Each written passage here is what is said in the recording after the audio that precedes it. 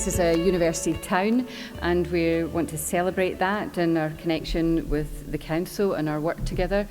I have been working with them for 3 years now, building on the strategy through things like Creative Renfrewshire Network, and now onto the Paisley Heritage Asset Strategy. And part of what we're going to do is underpin that with a programme of research that is going to go forward to working into the bid for the Year of Culture, City of Culture. We're going to do a tag team here, so keep going. Oh, it's me, this one. Yes, so there's a really interesting question about what are the assets of the town beyond the heritage assets? What are the current assets? And what are the human assets? What are the other things that are going on? We have to think really carefully about these questions. We've had an awful lot of talk about heritage, which is clearly massively important. But the town is more than just its heritage. It has to create a different kind of a vision for thinking about heritage into the future. And one of the interesting things about the town is that it's got these immensely long, complicated histories of civic engagement that you probably can't quite see, but it says that, yes, this statue outside this building was erected as a result of subscriptions from people from the Tanner Hill Choir. And this shows this kind of deep history of civic engagement. What does that look like in the 21st century? What does that mean? Is this one me as well? Yeah, no, it's not. Obviously, this is an iconic building, the Anchor Mill, but I think what's interesting now is as much as this has been turned over to housing, it's about the river development, and there's huge plans within Paisley to look at that river and see how can we do this, and where is the regeneration taking place along that? How can we open that up much more to the people? And so some of the ideas about putting a theatre down at this side and cafes and engagement of the locals and part of that process, we're going to be seeing that come out as part of the bid and look at ways of creating community engagement and creating more of the artist involvement from that as well. And you? No. That's me. Yes. So there's the old Arnott's department store outside the building, and of course the question is, who is this housing being built for? How affordable is it? One of the interesting questions about Paisley, we talked a lot about the town centre, has a really big hinterland going out into the rest of the county, going out into Linwood, going up north.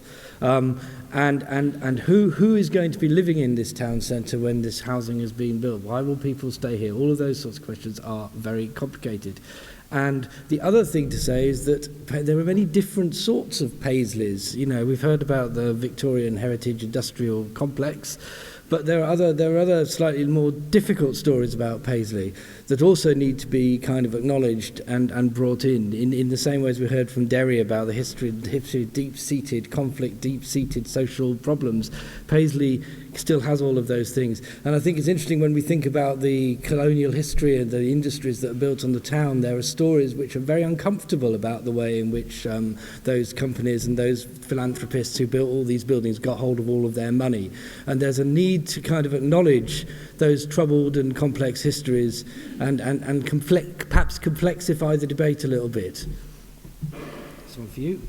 I think we start to see some of that debate in our things like our open days and our buildings, and we open those up, and we're not shying away from that. We tell that through a storytelling, and people are doing that, and we've got historical projects that are doing that. And I think the way that the Doors Open Day allows the wider community to sometimes get into buildings that we won't have. And I know that goes out through all of Scotland's towns, and I think it's using some of that again to highlight what we have in our cultural heritage, but that cultural heritage is a lived heritage now by the people within Paisley and Renfrewshire, and it's again extending that a little bit.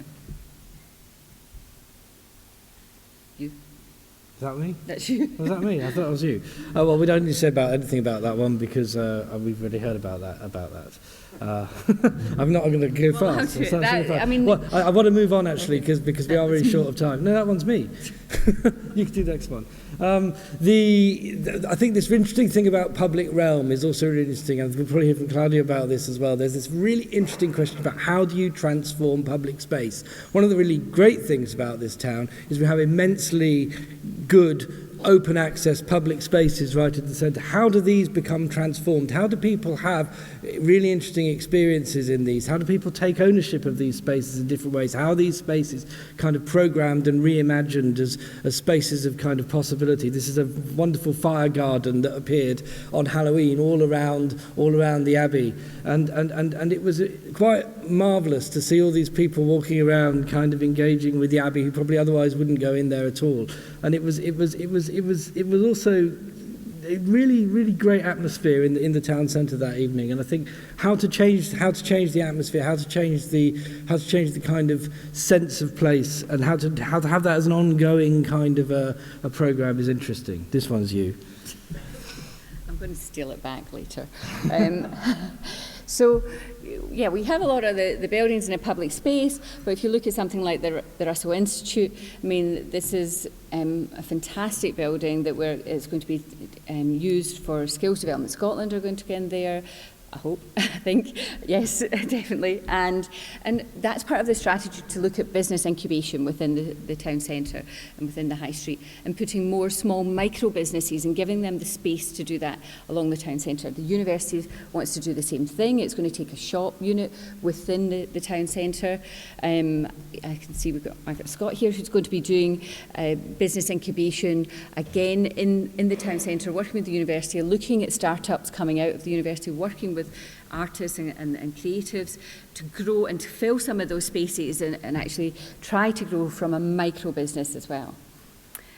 This was 3 years ago. We had the very first meeting of the Creative Renfrewshire Network in here, and I spoke at that meeting then, and that's flourished in the town. And I think one of the things that Renfrewshire Council have done that's been really innovative is to say, instead of you just bidding for money from us all the time, we're going to give you money, and then you'll manage that within yourself. So they gave over £50,000 to the Creative Renfrewshire Network, and then they manage that themselves. They can still bid for other monies to them, but for small events and festivals and cultural programmes, they can look at doing that on a much more grassroots basis, where they're not having to go through huge administrative processes, that they've got help and support to do that. And so this was the start of that partnership, and at that meeting there was over 70 people came 3 years ago, and that's more than doubled now as to part of that Renfrewshire, that network.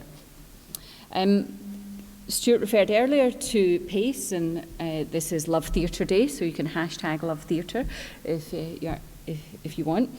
I'm actually on the board of PACE here, and the PACE do a lot, as he says, within the PACE Youth Theatre do a lot within the community. And again, this is County Square. It's looking at some of the cultural spaces. Next one. And here was the spiegeltent going up for the first iteration of the spree, which I helped work on the evaluation of that. Now, this is, again, another change in the strategy of what we're doing. Is, yeah, the shop units are empty, and we're trying to do something about that. We're trying to do it through retail, but we can't do it wholly from that. So the strategy from within is to look at an events and festivals and cultural strategy that will regenerate the town. The university's got its role to play in that. We've built a residencies with 350 beds, so we have more students within Paisleys staying here. We need them not to go to Glasgow all the time. We need to keep them here. And part of that is we need to have a reason for people to come into the town. One of our speakers spoke earlier about small places that you don't know exist, and things like the Spree Festival are able to do that and able to use those public spaces, which is not just within Paisley but out in our communities, bringing back the gala days that we used to have, bringing back the community festivals, making that a grassroots approach, showing that these are the things that we can celebrate and we will take forward into the City of Culture bid. And a quick shout out for the Brick City exhibition, which attracted tons and tons of people to come, which was fantastic. But of course, again, question about, it's not just about a visitor economy, it's also about residents, about people who are here also having things that they are super interested in doing. And the Brick City exhibition, so many people through the door of the museum to do the Lego thing. It has been phenomenal. It's been quite amazing to see that happening. We do have artist studios in Paisley, but they're not enormously high quality, and there's a really interesting question, therefore, about what you do with spaces for artists. I mean, we're right on the doorstep of one of the world's great kind of artistic cities, Glasgow. We have phenomenal infrastructure and transport. How do we avoid artists being, as Neil Smith famously said, the shock troops of gentrification? It's not just about gentrification, it's about all sorts of other ways in which artists might play a role in the town. How do arts and design strategies change the way that places are seen? Secondly, we talked a lot about physical renewal. How does this relationship between the renewal of the built environment in the centre of the town relate to different forms of social renewal? The two things are absolutely interlinked, and these are enormously complicated questions about economic development. How do we begin to rethink and reshape these kinds of spaces, and how could we reimagine a high street which allows a very different forms of economic circulation beyond retail? I said we go fast. Question of civic engagement is not just about a question of kind of civic engagement in the 19th century sense, it's a question of civic engagement in the 21st century sense, digital engagement, other sorts of conversations. There's Paisley on the website, which is a very important little portal, entirely run by volunteers who are very passionate and committed to the town. Who's in these conversations? Who isn't in these conversations? How do these digital portals work?